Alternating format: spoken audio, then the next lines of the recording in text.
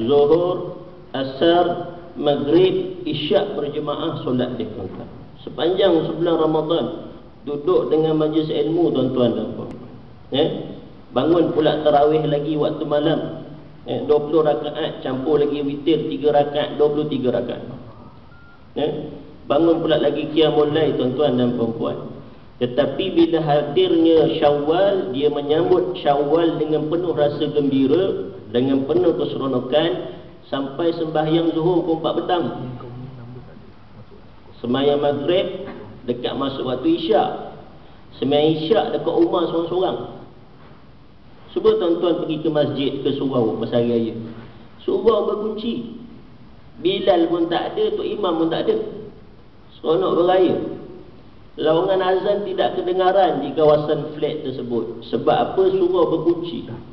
Kita datang ziarah saudara nak turun solat berjemaah, turun surau berkunci. Masalahnya berkunci. Kalau tak berkunci bolehlah kita azankan, bolehlah kita imamkan sembahyang. Tapi berkunci. Mana pergi? Beraya. Kadang-kadang kita pergi setengah masjid pula, kadang-kadang pun serupa juga. Berlaku juga perkara yang sama. Tak ada imam, tak ada bilal. Ini satu kesilapan kita dalam kita menyambut Syawal. Tanda kita gagal menghayati Ramadan kita yang lepas.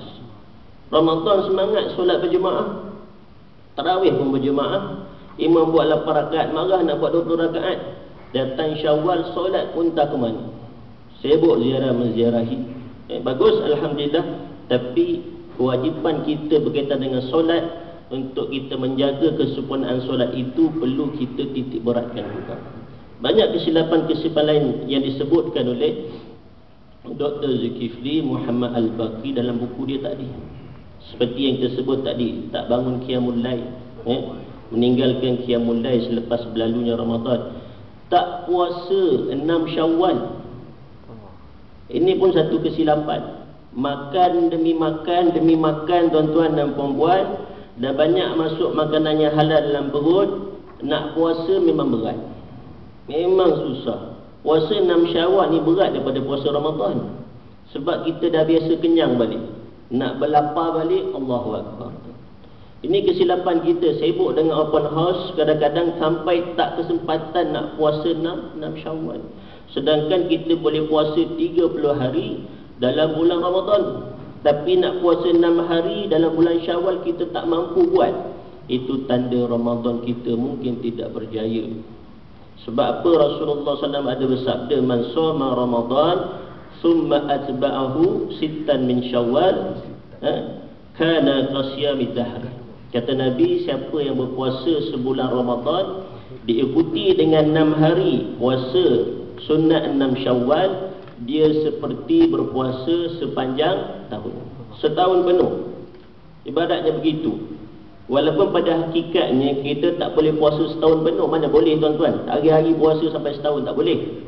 Ada ulama yang mengharamkan puasa wisal, ada yang memakruhkan. Tetapi dengan hanya kita puasa 30 hari Ramadan dan dicampur dengan 6 hari puasa sunat 6 Syawal, kita mendapat kelebihan seperti kita berpuasa setahun penuh.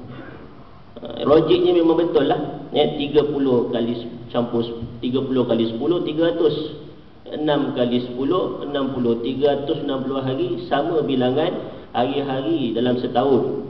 Sebab apa? Kata para ulama, sekurang-kurang amalan kita ini akan digandakan 10 kali ganda. Andai kata amalan kita itu diterima oleh Allah Subhanahu wa ta'ala. Jadi muslimin dan muslimat dirahmati Allah Subhanahu wa ta'ala. Silapan lain yang kita perlu perhatikan bila kita menyambut Aidil Fitri ialah masalah bersalam-salaman di antara kita. Bila kita menziarahi, bersalam-salaman ni tuan-tuan dan puan-puan, jangan lupa batas-batas mahram kita. Abang ipar dengan adik ipar mana boleh bersalam tuan-tuan. Bahkan aurat pun kena jaga. Kita tak kira kita sapu saja tuan-tuan dan puan-puan. Haram ke tak haram lah hukum dia. Sepupu, kadang-kadang yang bapak salam pula kawan anak dia yang perempuan remaja cantik lagi tuan-tuan, dia salam saja. Ini pun kesilapan kita dalam kita menyambut Aidil Fitri. Batas-batas hukum Allah Subhanahu wa ta'ala jangan dilanggar. Kalau orang kata, ustaz, kalau dia orang tua, orang tua, perempuan tua ataupun lelaki tua, pangkat datuk, pangkat nenek, boleh tak kita bersalaman dengan dia? Kalau niat kita sebagai penghormatan hukum dia boleh. Tapi